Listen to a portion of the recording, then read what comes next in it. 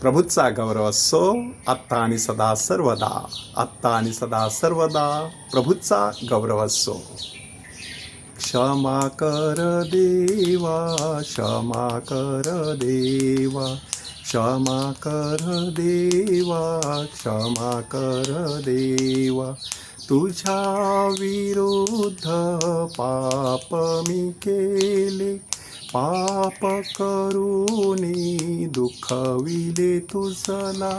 दुसऱ्यांविरुद्ध पाप मी केले, पाप करूनी दुखविले तुझला.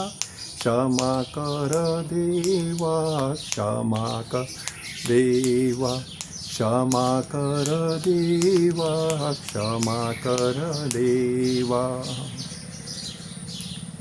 आपण परमेश्वराकडे सहज क्षमा मागायला तयार असतो, परंतु दुसऱ्यांकडे मात्र क्षमा मागण्यासाठी आपल्याला आपली शक्ती कमी पडत असते.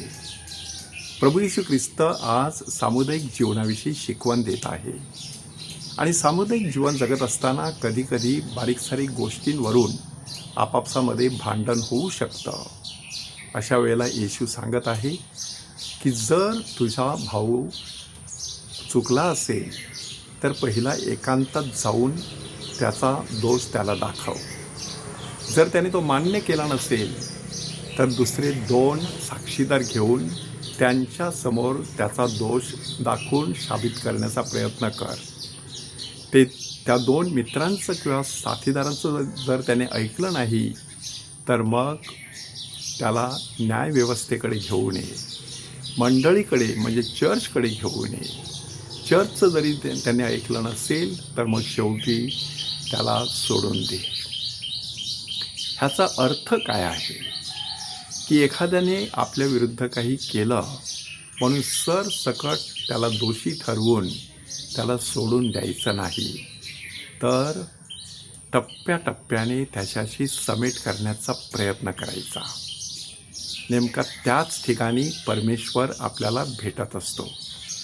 काल आपण संत फ्रान्सिस ऑफ असिसी ह्यांची शिष्या पुअर क्लेअर किंवा संत क्लेअर हिची स्मृती जागृत केली. आज संत फ्रान्सिस डिसेल्स ह्यांची शिष्या जेन डी शांटाल हिची स्मृती आज आपण जागृत करत आहोत. त्या दोघांमध्ये बराच पत्रव्यवहार झालेला. त्यातील एका पत्रामध्ये संत फ्रान्सिस डिसेल्सनी जेन डी शांटालला लिहिलेलं आहे की बेथलेहमच्या माळ रानामध्ये खूप चांगलं संगीत होतं. तिथे स्वर्गीय देवदूत अवतरलेले, तिथे स्वर्गीय प्रकाश प्रकट झालेला, एकंदरीत स्वर्गीय वातावरण निर्माण झालेलं. परंतु येशू कुठे होता?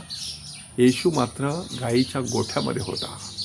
बोचरी थंडी सहन करत होता. कदाचित काळोखामध्ये त्याचे अश्रू कोणाला दिसली नसतील अशा प्रकारच्या ठिकाणी होता. आणि मग फ्रान्सिस डिसेल्स जेन डी शांटाल हिला सांगतात की आपण येशूचा शोध नक्की कुठे घेत आहोत. झगमगीत, चकचकीत, चमचमीत, रंगीबिरंगी, आकर्षक अशा ठिकाणी की जे फारसं आकर्षक नाही, अतिशय गचाळ असं आहे, अशा ठिकाणी परमेश्वर असू शकतो. ज्या ठिकाणी अडीअडचणी आहेत तिथे नेमका परमेश्वर उपस्थित असतो, हे आपल्या लक्षात कधीकधी येत नाही. आणि म्हणूनच आज जेन डी शांटाल हिची स्मृती साजरी करत असताना एखाद्या व्यक्तीने आपल्या विरुद्ध काही केलेलं असेल, आपल्याला माहीत पडलं असेल, तर त्या व्यक्तीला जाऊन भेटायचं. त्या व्यक्तीने आपलं ऐकलं नाही तर आणखी एका दोघाला सोबत घ्यायचं, आणखी 1-2 पावलं उचलायची आणि मग शेवटी नाईलाजास्तव अशा व्यक्तीला परमेश्वराच्या हाती सोपवायचं. परंतु सरसकट अशा व्यक्तीचा मनातल्या मनात न्याय करून त्या व्यक्तीला दोषी ठरवायचं नाही, त्या व्यक्तीला शिक्षा करायची नाही, त्या व्यक्तीशी अबोला धरायचं नाही, त्या व्यक्तीपासून विभक्त व्हायचं नाही, दूर राहायचं नाही, सर्वतोपरी प्रयत्न करायचा. परमेश्वराची भेट झाल्याशिवाय राहणार नाही. त्या परमेश्वराचा गौरव असो आत्ता आणि सदा सर्वदा. आत्ता आणि सदा सर्वदा प्रभूचा गौरव असो.